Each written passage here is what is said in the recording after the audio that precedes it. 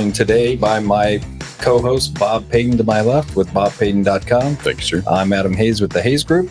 Today we're joined by our guest, Paul Swartz of Hoosier Shooting Academy. Welcome to the show. Welcome. Thank you. Appreciate you guys having me. Yeah.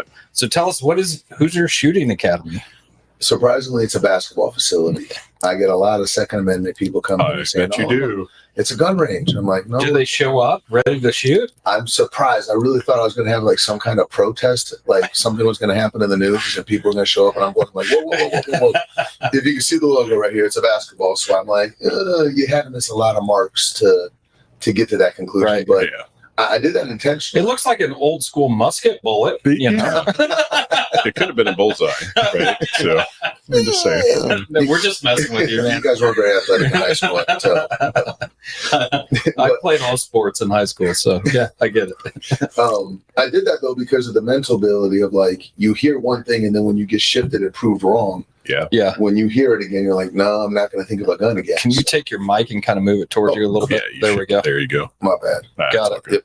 So we'll edit that out. Can't talk Yeah. with your hands in here. No, I'm Italian.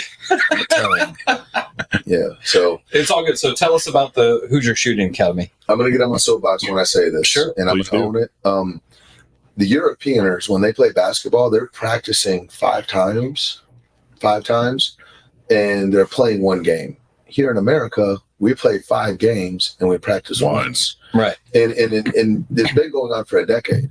And I was a high school coach. I've done player development. I've worked with 40 guys in the NBA, thousands of college players, all-stars from everyone in between. And I'm just taking the higher level stuff that we taught those guys and giving it to third graders, giving it to fourth graders, and really breaking it down. And what I want is young kids to be able to get that same development that Luka and Jokic and all those guys are getting at a young age. So it's never been done. It's a half court and got 14 baskets, 16 Doctor Dishes.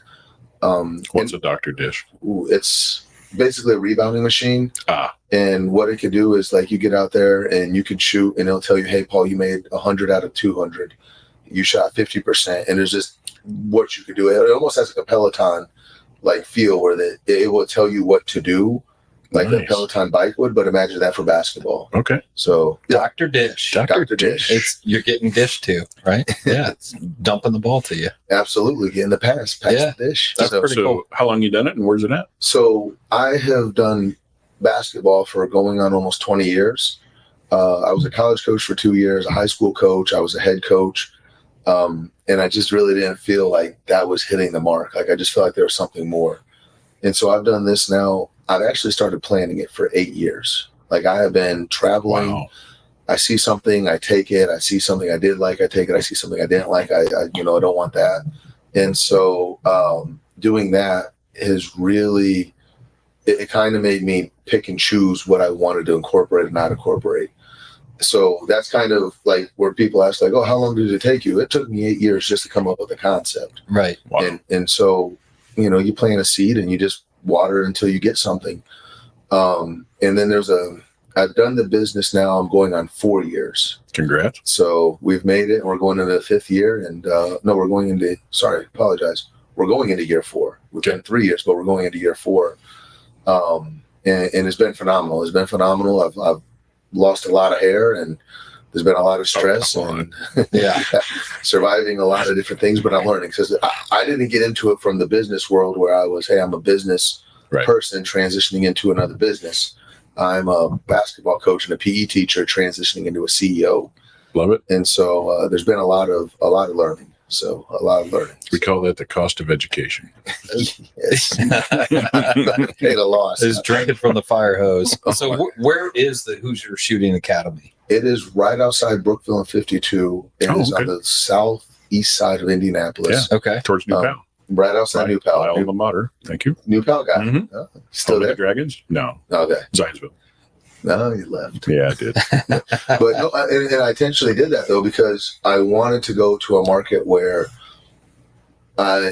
nobody else was going to compete with me. I went to the vacuum. I did all my research and said, hey, on the north side we have all this. South side we're building out.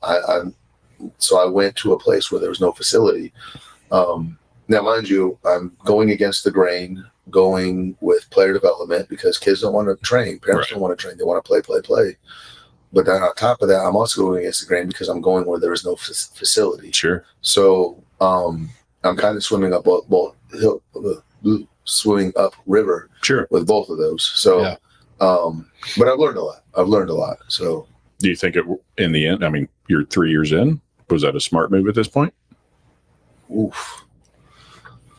Yes and no. Okay. Yes and no. That's good. I love my clientele, but there is a bit of, sometimes you can see, well, maybe if I would have went to the north side, I probably would have had more of an influx. Maybe if I would have gone farther south. But I would say it's good. It was good. So it let me grow. I love being different. Yeah. Being different is better than better. I mean, the cool thing, you were intentional about what you were doing. Correct. It's not like you just went there and went, oh, this market sucks. You intentionally carved out that niche for yourself. And I wanted that. I really wanted that. And so I could have pursued a lot of my former NBA guys and, really tried to get them back involved. Like, come on. But for me, I'm the kind of person, I would take a third grader. I want to take a third grader and get that third grader to the NBA. I want to take that, hey, your kid got cut in the second grade, fourth grade, fifth grade. You come to me and now we're playing college. So kids are getting cut in second grade now. Wow. No, yeah. No. I do. World. Yeah. World. I mean, the elite teams, and right. I had a kid, I won't say any names, but I had a third grader come to me and I was working with him and I told him, I said, hey, you're not doing it. You're not getting it. Like, I need a lot more effort. You're not doing it. And he looked at me and said, I'm ranked in the top 40 for third graders. and I do like this.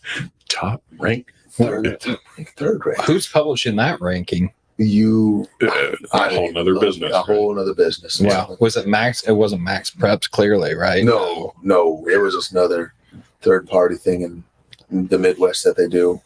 And then I kind of stepped back and I'm like, who are you? Like, I worked out with Greg Oden. I worked out with Mike. Like, I got number one draft picks. Like, go away. Like, when you get number one draft pick, I'm not worried at 36 ranked third grader. Like, right. And you probably would have been number one if you would have worked harder. But anyway, since that conversation, he showed up, he's worked harder. But I mean, it's just been an honest, like, dude, you ain't getting it done. Right. This is exactly what you're doing. That you're not doing it. So, and a lot of parents don't appreciate those conversations of, nobody's like, hey, your son's not performing. He's not the best scorer. And a lot of times now in America, okay, well, your kid's not the top scorer. Well, we'll just jump over here and he'll be the top scorer over here. And so it's one of those, like, it's just kind of like the kids transfer portal. Yes. Right. Oh, the AAU transfer portal. Right. Yes. So it's, and I get it. If you're in an abusive situation, if you're in a toxic situation, I'm absolutely for it. Get out. But like, if it's not toxic if you're being challenged. It's not toxic if you're giving creative feedback of like you have no left hand. In the basketball world, there's coaching trees, and you can follow all the way from Naismith all the way down to Calipari. Calipari worked with Schilling, and Schilling was the guy that mentored me.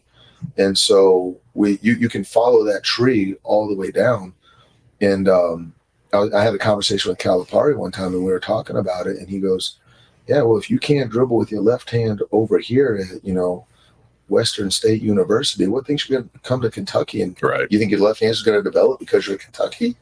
Like, they're going to expose you more. And so now you see a lot of kids that are becoming more deficient because of the culture that we have here. So that was kind of the end game of where we went with this. Like, I mean, you see a lot of Giannis's, you see a lot of Jokic's, you see a lot of Shai's.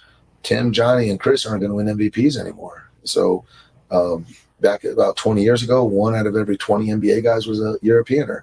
Now it's 1 out of every 3. Pretty soon it's going to be 1 American out of every 3 Europeans. Yeah. Right. And so for me, it's, well, instead of trying to attack from the NBA level, let's attack it at the grassroots level. Yes. Go from there. So that's kind of the long story about how I got here. No, it's awesome. Right. Yeah. So what are you thinking about this year? What are you looking forward to this year? Walking away for a little bit. Yeah. Walking away. I know it sounds weird. Just taking a break. And going on year 3, I mean, I've worked multiple 14-hour days, multiple, like, just craziness. Sure. I talked to my staff this week, or last month, I should say. And I told him the big conversation I had was, I've built 3 years of fighting for a culture. It's not culture if I'm the only one doing it. This culture needs to walk on its own. You guys need to pick the culture up.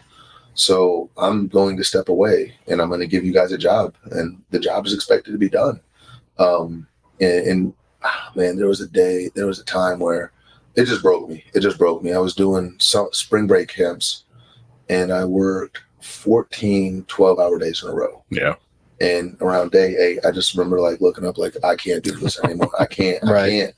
And so I started, that was my breaking point. And anybody that starts a business, like, you're going to get to a breaking point. You're going to get, you bet. Either you're going to shut the business down or you're going to change.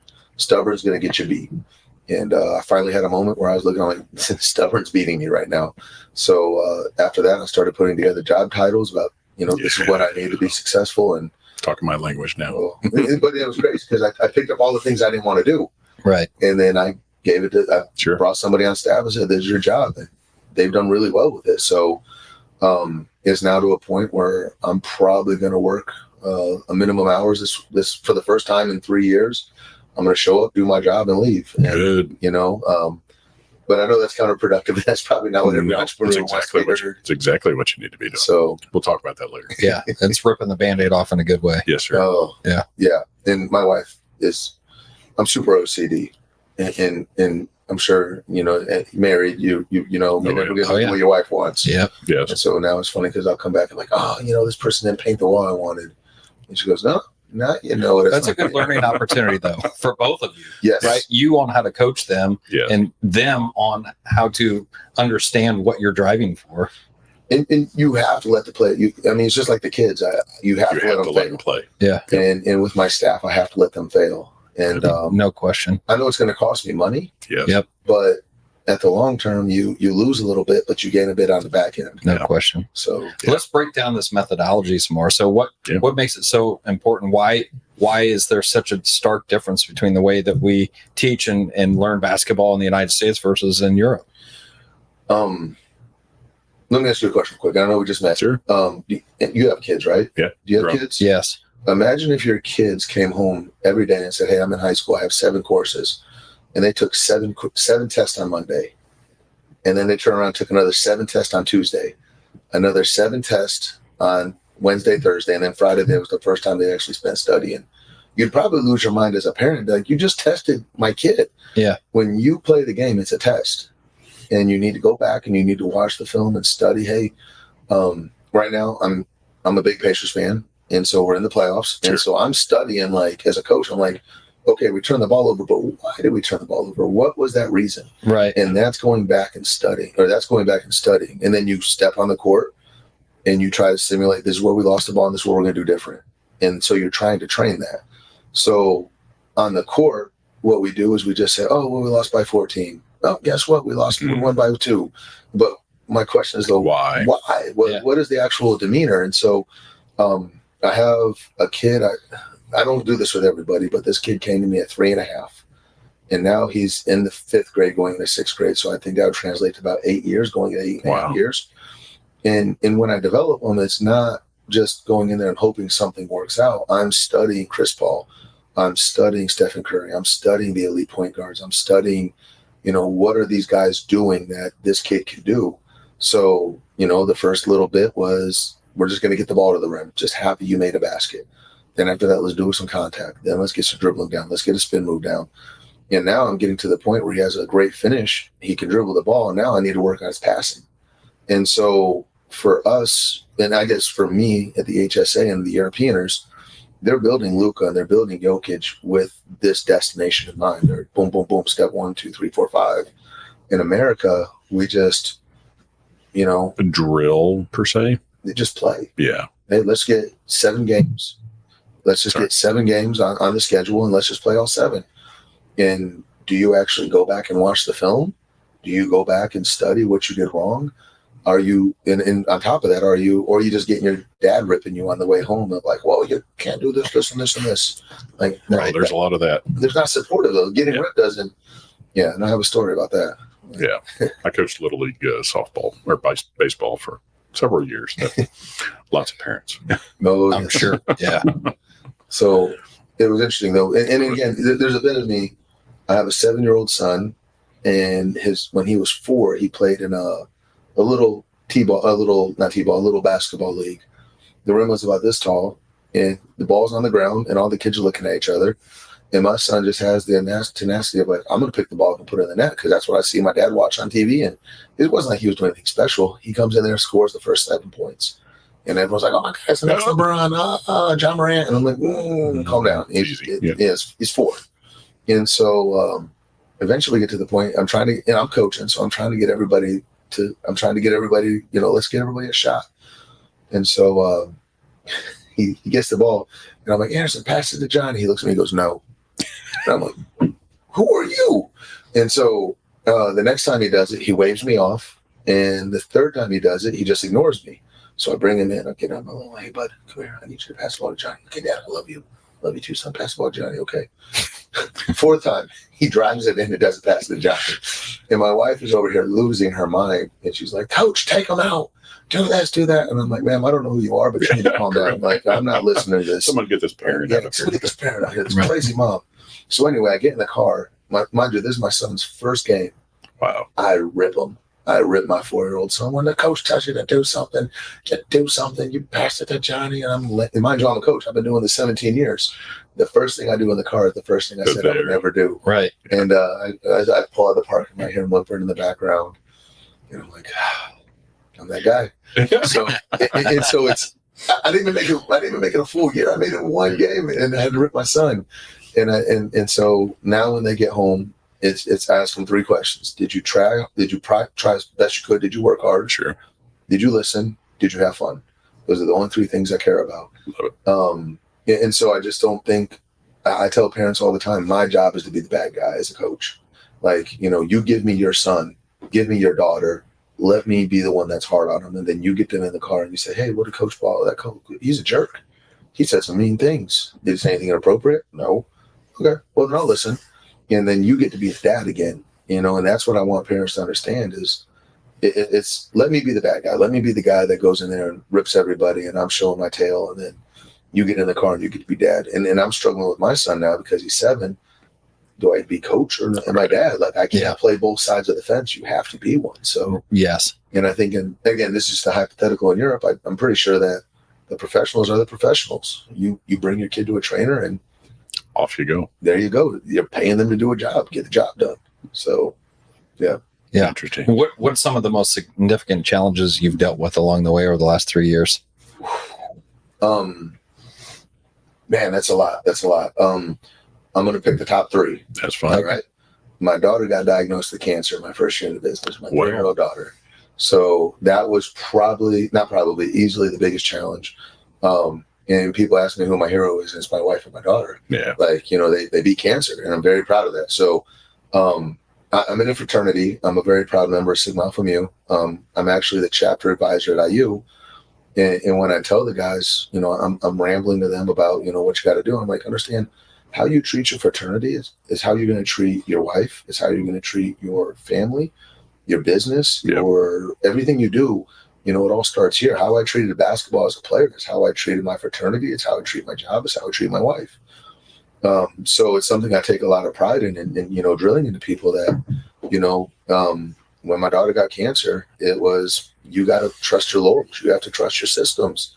You can't just lose your mind, because mind you, I'm still the CEO of a business, and then they're doing all that. So, but at the same time, I also didn't hide it. People would come in and, I'd say they would be upset about something. I'm like, what's wrong? Well, this daughter, this girl, well, I failed a test. Well, to her world is that test. Oh, yeah. Mm-hmm. It's not cancer, but she doesn't know any different. So I need to be responsive of like, well, you're seeing me go through the hardest thing I've ever had to go through in my life. I show up to work. I'm positive. And I used it as a learning tool for the kids of like, I didn't hide it. I was like, no, don't talk about it. It was, hey, you had a bad day. You fight cancer. So, not to be sarcastic with them or anything, but no, but it also gives them perspective too. Yeah. Right. And so, that would be the hardest thing. The next hardest thing is staff, like just finding people, quality people. I'm a big pusher and component of I support the youth. Everybody under the age of 21 has been phenomenal to work with. Really? I had a single issue with somebody over 21. Interesting. Under 21. 25 and older is the most problem that I have. Everyone over 25 has been the one that that has been the one I'm like, we used to talk about the millennials. Now it's Gen Zs, right? I mean, now there's they're starting to that shift is happening. I just think it's different though, because I mean, at the end of the day, I've always believed this: everybody wants to be listened to, everybody wants to be loved, and everybody wants to be appreciated. Doesn't matter who you are. Like, any room you walk into, everybody wants to be loved, they want to be heard, and they want to be appreciated. Sure.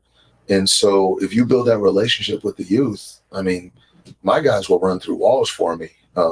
And I joke around with them a lot, and I don't say anything inappropriate, but like I make fun of them, Sure. They make fun of me back, and it's a good relationship. But I know at the end of the day, when I say run through that wall, they'll do it with it, without even thinking twice. And so, and then on top of that, finding guys that are willing to fill in our system, and I would say cancer and then staffing issues would be not issues, but just finding people that fight for the culture. How many is on your team? Roughly. I have one part-time guy that he runs all my office stuff, and then I have six part-time little college students that work around and do their jobs. But at the same time, I'm also looking at them to say, hey, one thing I sit down in the interview process, and I've had a lot of people, and I'm sure you start a business, you have 500 people just coming at you for everything. I want to do this, I want to do that, and I'm always looking for a win-win. I've had a lot of people that got my attention, and they say, well, I'm going to do all this for you. I'm going to go, what do you want back from me?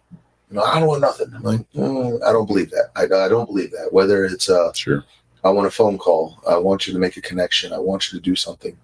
And I think that when you look for something, I mean, even now, my staff, why are you doing all this? Because you get a paycheck. That's the win-win.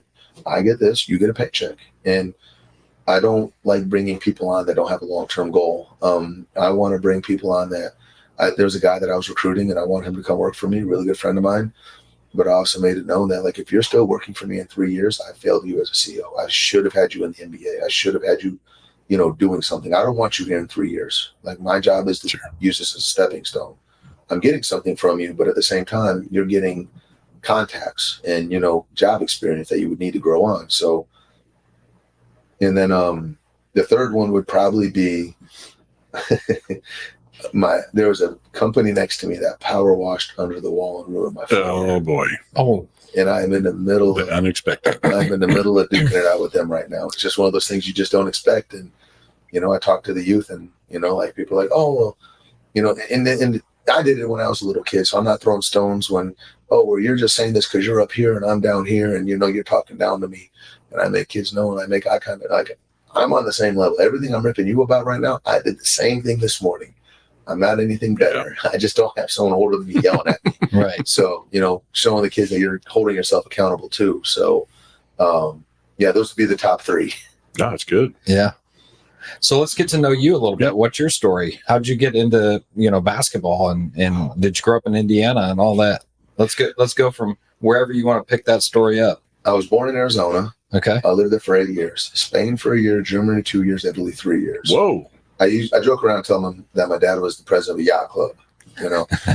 It was military. It was not a yacht club. So, but I normally let it sit there for a little bit. Everyone thinks walks around for like an hour, like, yacht club, huh? Yacht club, huh? Yacht club in Arizona. Yeah. Okay. You got any beachfront property there? Yeah, bridge. Yeah. I would totally lie too. I'm the kind of person like, no, you build them in land because it's cheaper, and then you drive them down the river. There you go. Anyway, I could totally make up some lie on the way and just be like, and I would have some poor sap bought on that. So, and then after that, moved to Florida, and Florida is really where I went to high school and then college, and then I'm originally from Pensacola, and it's even weird because even coming from those areas, I always want to be an Indiana All-Star. It's kind of like asking people like, like, hey, you want to win the lottery? I was like, yeah, I want to win the lottery. Do you play? No. Right. How can I be from Florida and win, be an Indiana All-Star? It just doesn't make sense. But this is the mecca of basketball. And so bottom line is I worked for a fraternity, and the fraternity brought me up here to be a field rep for them. Okay. And so I would just play basketball every day. And then one day I saw a gentleman and his son playing, and, they were doing a dad and son thing. We've all done it. I want you to do this. I want to do that. And so they were just, And so eventually they stepped off the court. It was one of those like, hey, we're not doing this right now. And so I approached the dad. I've never done this before in my life. I'm like, hey, can I work out with your son a little bit? Like, just, and the dad's like, sure. So I go to the kid like, hey, you want to shoot around a little bit? The kid's like, nah, pound sand. And I'm like, okay, I'll go walk away. So I go in there, shoot around about 5 minutes. The kid pokes his head in and then comes around. And then eventually I start working out with him. I see the dad, keep an eye, make sure I'm not, some random guy in a gym. With a van. Yeah. Somewhere. Yeah. And after I get done, the dad says, hey, I played in the NBA and I own a training facility. I want to get you involved. And so that was literally my first step, how I got into coaching, like didn't do anything. And so then after that, I traveled around and the fraternity made connections for me. Bernie Fine, who was the assistant at Syracuse for a while, made some calls for me because we're in the same fraternity. Said, hey, I got this guy, doesn't know nothing. And then after that, I was an assistant coach at a junior college. And then I went to Mississippi as a college coach and didn't like college. Wasn't a fan of it. It's just all recruiting. It's 90% recruiting. And I was just like, I want to be on the floor doing things. So moved up here. And then I worked for a gentleman, Ed Schilling, who was at IU. He's now the head coach at Pepperdine. He was with the Nets in Memphis for Calipari. And so I just studied. I worked for him for 4 years and just studied the game under him and made a lot of his connections that he did. He went to UCLA and my wife was like, yeah, you're not going to California. We're staying here in Indiana. And I'm like, smart. Yeah. So I was one of those like, okay, well, this kind of limits my abilities as a coach. So I was a high school coach, and then eventually I ended up at Morristown with Scott McClellan, who's at Noblesville now. And he let me have my way. He let me coach and say what I want to say, do what I want to say, push the guys. And we got along really, really well. And then that kind of sparked me to start the facility. So yeah, kind of been everywhere doing everything. Right. That's cool. Awesome. Yeah. Love the story. So tell us about the beard. Yeah. All right. Beard story. I had a contractor run with some money. That's the end of it. That's kind of where it ends. But kind of Quentin Tarantino, this thing starting. He just wasn't getting the job done. He was, we're going to be ready for this, ready for that. And again, anybody starting a business, this is what you have to know. And if I were to sit down and start, have a contractor, okay, realize if you get them $10, tomorrow you need to see $10 worth of product in your space. Right. I didn't know that. No, I need this. And then something would show up, but it wasn't $10 worth. I gave him $1,000. It wasn't $1,000. It would be $100 worth. So eventually he ended up getting me for a good amount. And so what I did is I think it was like January, I'm like, you know what? I'm just going to grow this beard just to see if he picks up on this is how late we are. I started growing this beard when you told me this project was going to be a week late. And so I started growing the beard and it ended up being 3 months late. And I think I had it down to here. And so, you go through life and you have little reminders about things. So that was why I grew the beard, was to kind of get him I want to get a shirt and just had it labeled and how late we are. Right. He eventually, I finally woke up one morning, he ran with the money. He's not coming back. Yeah. So I like the beard. So I kept it, but there's a little bit of a mark of, this reminds me scar. Yeah. It's a scar. Yeah. It's a scar of not everyone's going to be on your side. This is a business. You can't always take care of everybody and you have to watch out for yourself. And, it reminds me of, I'm still the boss. It's just, that's a great story. Yeah. So what do you do for fun? What hobbies do you have? I picked up golf. Okay. Now we're talking. My wife forced me to pick up golf. Because I coach basketball all day. I come home, I play basketball, I watch basketball, and then I'm talking about basketball. And my wife finally comes up to me and says, what are you doing that's not basketball? Because every time I watched a Pacer game last night, I don't know why I do this to myself as a fan. I lost sleep. After the game, I was like, I gotta find something to do because I'm so worked up. And she's like, well, you don't see a common thread here. And so golf is my one out that is not basketball. My wife's grandpa lived to 101. He was a week short of 101. He played golf every day for 30 years. Once he retired, 6 days a week, walked 18 holes. Wow. Walked. So, and he's been golfing since he was 13. when he first picked up a golf club. Is he one of those guys that carried 3 sticks with him instead of 18 sticks? The longer you talk, the more I wouldn't be surprised. Right. Yep. But I look at him and I'm like, man, like there's got to be something with this golf thing. So how long have you been playing? 2 years. Okay, same here. It's a very toxic relationship. It is. And I go back every time. It just takes one shot out of 18 holes. Right? Usually I hit 2 out of 18. I'm like, give me a break. You played with me last year. Come on. I'm not good. You know that. Oh, come on. He's one of those guys like you play euchre. Oh, I haven't played in years. I don't know what I'm doing. No. And he just wipes you out. Okay. No. Yeah. Oh, but I'm not good. I'm not good. I'm not. It's all luck. It's all luck. I've never hit this many hole-in-ones. I know this was a thing. I've never chipped it in from 75. Yeah. Never. Oh. measure of success in your first or second year is how many balls do you have when you're done. Right? That's all. Score doesn't matter. It's balls. I'm a little twisted though, because when I golf, I pick up them because everyone drives and they just drive by them. So like, I probably gain 5 every 9 holes. Well, that's great. Yeah, See, money it keeps you from buying them. Yeah. So, anything else hobby right now? I mean, I don't want to sound cheesy, but family. Like, that's not cheesy. We just had our 4th daughter born last month. Congratulations. So, it's 4 now. And I don't know if that'd be considered a hobby, but Oh, it can be. Yeah. So, it's an expensive and time-consuming one for sure. But and all joking aside, I do. Everybody asked me like, why did I start this? I mean, here I am, a successful coach. I could have been a head coach and done this. And it's really weird because it's a year ago. Now that I'm talking, it was 7 years ago. My mom got diagnosed with cancer. And Mother's Day, called her, and she just went off the deep end about some stuff and called my dad. And he goes, well, your mom's on her deathbed. You need to get down here. Mm. And I'm like, ooh, didn't expect that. So I get in the plane. I fly down Monday morning, fly back Monday night. And as I'm flying back Monday night, my wife calls me. And we have a rule in our house. You call twice, you pick up. Mm-hmm. Those are the rules. Yeah. So even if my wife calls me now twice, you pick up. So mine's once, by the way. We're not, mine's twice too. So I get on the plane. She calls me, and I'm sitting down like, ignore. She calls me again. I'm like, okay, what do you want? She goes, my water just broke. And I'm like, ooh, excuse me, what? Like, huh? And so literally we're talking all the way, and I lose service because we left. I broke every TSA rule. Should have probably been kicked off the plane and banned from traveling now. But get home, and then my son is born, my first son, and then my mom dies the very next day. Oh man. And for me, I always want to live a life that I could tell my children what to do, because like, oh, well, Dad, life is hard. Well, everything's hard. But Dad, what happened to you? Well, I want to coach in the NBA. Well, why didn't you do it? Because it got hard. Right. I can't say I'm coaching in the NBA, but right now I have a very close second, if not, 1.2, or 1.B. So it's just one of those, and my mom died with a lot of regrets on the table, where she wanted to travel. She always wanted to retire. She wanted to live like a hippie life, a gypsy of just traveling and seeing the world. And she never did that.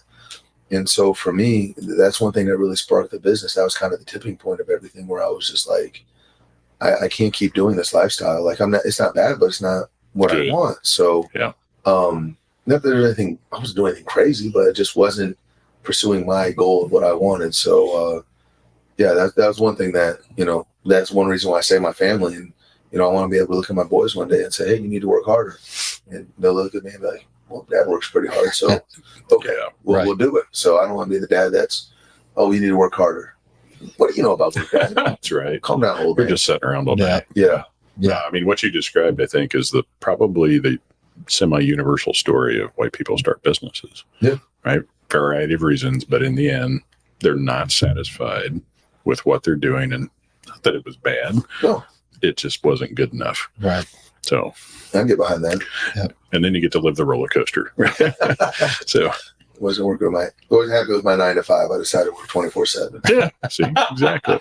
Those 40 hours just wasn't cut. Well, if you had to sum up one piece of advice for a new business who just started now, what would that be?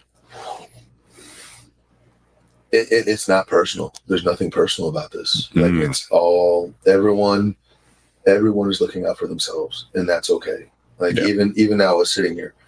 I'm looking out for something for you guys. I have an expectation, Sure. and you guys have an expectation of me, and that's perfectly fine. It's a business, and it's not personal. And everyone that's going to come to you is going to be selfish, and that's fine. My staff is selfish. They want something. I'm selfish. I want something from you. It's just not personal. It's just all business. And so you have to approach it as a business. You have to look out for yourself. Everything is awkward the first time you do it. You just do it. After that, it's easy. After that, you do it. I was very uncomfortable talking about money. People would come in and be like, how much are you charging for this? I'm like, And now I'm like, boom, these are my charges. And if you don't like it, I'm sorry. But that's the way it goes. And so that's the biggest thing I would say as a first-time business owner is just understand the business, understand your self-worth, and it's not personal. If a parent walks away from you and doesn't want to train with you, if a kid walks away and doesn't want to train with you, it's not personal. Right. They're just looking out for themselves. So, yeah. That's awesome. I like that. That's great. Yeah. Well, thanks for coming on. We really appreciate it. No, I appreciate you guys having me. It's been fun. Yeah, that time flew by. Holy cow. did. Yeah, Really enjoyed it. That is time.